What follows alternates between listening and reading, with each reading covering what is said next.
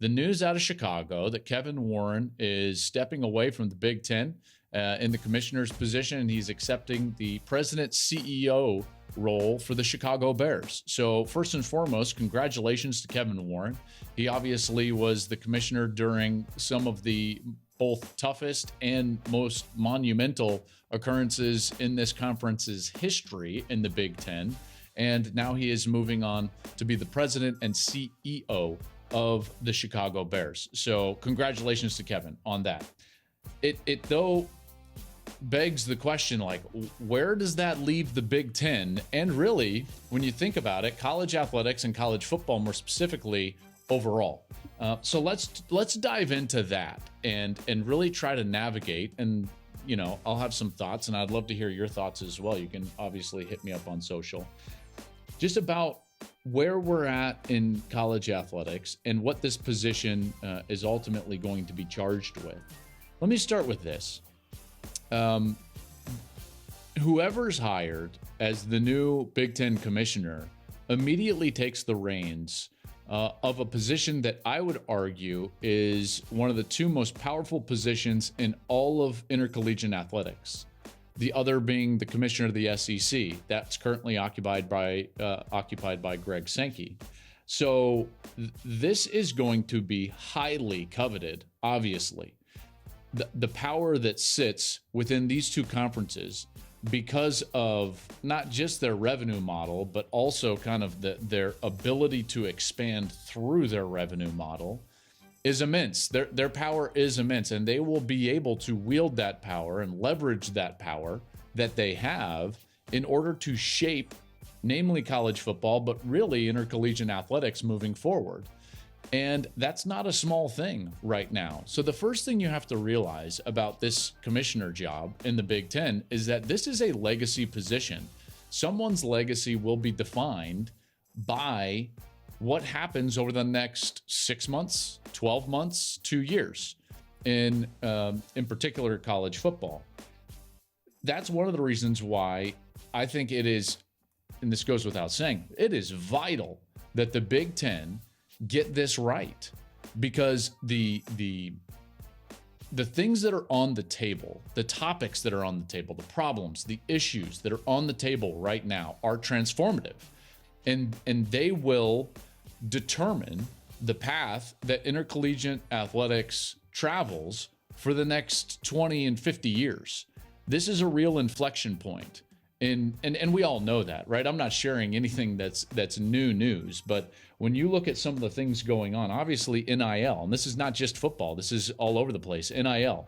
By the way, overall player autonomy, because really NIL is just part of the new era in which players have a tremendous amount of autonomy over their own careers within college athletics because of the transfer rules. And when you combine NIL and transfer, then it opens up a whole host of other issues that we've got to get our hands around and provide some guardrails for. That's just on the player front. And by the way, if it was just that would be enough to make this a true legacy transformative position. And yet it's not all that's out there, because we've got postseason expansion, and college football is going to look drastically different come 2024 and then 2026, when there's a brand new playoff enacted, even after the expansion of 2024. And then it's going to morph a little bit into 2026 and what that looks like, and then who's garnering power, and then who has the ability to govern the sport. I mean, all of these questions are going to be asked and then answered over the next, year, 2 or 3. That's why this is so important. You've got pending realignment. I know no one wants to hear that, but that's certainly on the table, in particular in the next round of media negotiations. This sport, college football, and all of intercollegiate athletics is changing drastically.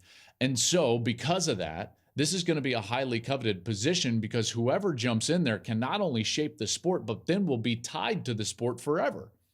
And, that's a true legacy position. Then if we move on, those are the things that are more overarching that this commissioner is going to have their hand in. with other commissioners and other power brokers within the sport. And yet that's maybe not even the most important piece of what this commissioner is going to have to deal with, the new one, that is, in particular in the near term. When you look at the near term and what's going to be going on right now in the Big Ten, there are drastic changes taking place in the Big Ten Conference, two in particular. The first being that next season, for the college football season, a brand new media rights deal starts. And when you start a new media rights deal, it's bumpy, okay? Because this is what people don't understand, because they just read one article or one headline and they just think like, oh, 7 years, $7 billion, and now there's 3 networks and oh, that's great. There is so much minutia that went in to these negotiations. And so to actually navigate through the beginning of a new media rights deal is really hard, in particular when you're onboarding new partners like the Big Ten is, and in particular when those partners are network partners. Normally you only have 1, maybe 2 network partners. Now they're going to have 3, 2 of them brand new. So this is a huge undertaking just to navigate the beginning of the new media rights deal in the Big Ten. There's always something that pops up. Trust me when I tell you this, that was promised in a meeting here or there that's going to be news to the new commissioner and maybe even the presidents of the Big Ten, maybe even to the network presidents. So the navigation of this deal is going to be a huge task, and that this commissioner is going to have to be all over that. Then right after that, you're going to have 2 brand new schools. So if all of that wasn't enough, now you've got to onboard USC and UCLA in 2024. And this is not, like onboarding, a couple of schools that geographically are attached to the conference, where you can just be like, okay, well, the new divisions are this, and here's how we're going to play, and it's an easy schedule. The undertaking of onboarding USC and UCLA is, I can't even think of the amount of work, the scheduling that has to go down. What are we going to do with divisions? There are massive decisions to be made. All of this to tell you that, like, this position, someone is walking into, all of the above, a hornet's nest, yes, but also a massive amount of opportunity, a legacy position, all of these things. That's why this commissioner's job is going to be so coveted, and already is so coveted. So that's what they're going to be dealing with in an overarching sense in college athletics. That's what they're going to be dealing with in a specific sense, in a micro sense, if you will, with the Big Ten. And so you've got to look at that and you say, what type of candidate would fit in the Big Ten Conference? And so let's just make a quick profile, okay? First and foremost, I think it's become pretty clear, at least it is to me, maybe not you, but it has to me, that the commissioner job is so big, the revenue and the decisions are so massive that when you're looking at this, the outside of the box business world with a sports interest, that makes a lot of sense to me. Because if you're just going down the road of a current administrator, I just don't think that they have the view of the world necessary to see what's going on right now in the current landscape of intercollegiate athletics as a whole, but even specifically for the Big Ten. Again, I already mentioned it, like 7 years, $7 billion, right? Like this is not a small undertaking. This is not just like, hey, you've been a great athletic director for 15 years, like go take the commissioner's job. The commissioner job now is just so much different than it was 20 years ago. Not to say that there weren't problems 20 years ago, but they were just different. And certainly in scale, they were different. This is a totally different beast and a totally different animal. Therefore, I'm really thinking that this is going to be a person that is not from administration, because that can be a very narrow viewpoint, and in particular path in terms of the way you cut your teeth. And in general, those people aren't dealing with revenue sources that start with a B, billion, right? No, not to say that they don't have like 9-figure, types of budgets and things of that nature, but it's a different animal these days.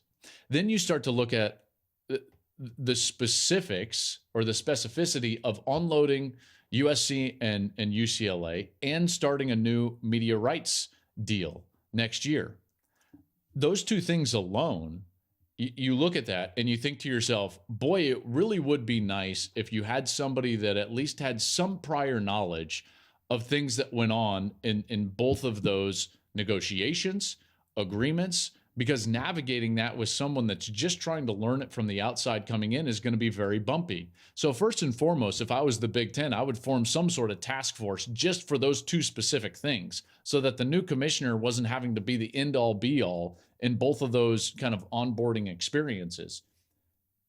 Basically, what I'm telling you is that I think that this position needs to come from outside of college athletics, needs to have someone that has maybe some prior knowledge of some of these deals that have been made. I look at television executives. I think that would probably be a primary place to start if I was the Big Ten and I was looking at some of these things, because the nature of intercollegiate athletics is totally changing, and we need people with vision that have a really broad sense of what it means to be successful in the sports landscape overall, not just in our small little world of college sports, because college football is right now the number 2 sport in our country, and it's pretty clearly that.